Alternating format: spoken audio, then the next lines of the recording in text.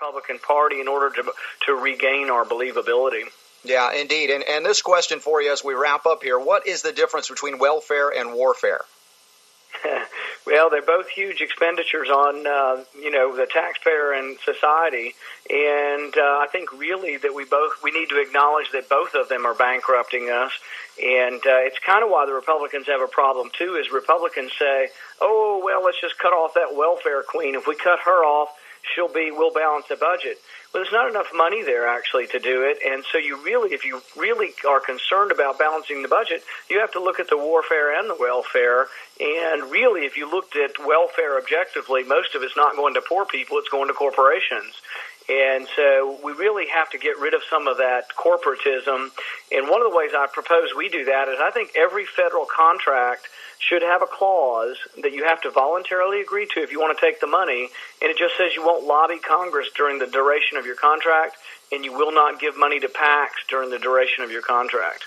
Well, it sounds very reasonable, and I think what you said is spot on, and as they say, right on the money, no pun intended, is that even if you want and we have an obligation to defend ourselves, it's in the Constitution to have a strong national defense in this context.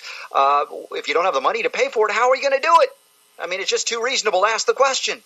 Yeah, and I always tell people that it is the primary function of the federal government is national defense, but we don't define all military spending as being in our national defense, and $500 hammers and $200 wrenches and billion-dollar no-bid contracts for Halliburton, I think are not always in our best interest, and sometimes actually are counterproductive. So, we have to look at all of those things. And I think it's the only way, actually, if I can get beyond a Republican primary, that you attract independents and other people who are cynical about Republicans believing in balancing the budget, is that you have to talk about all these other areas where you can save money. Yeah, indeed. And Dr. Rand Paul, I'm really excited about what's happening out there, that the lighting the fires of liberty concept has really happened. Your father has done a wonderful job of sparking a whole new generation interested in individual liberty. And real quick, your website for people to learn more.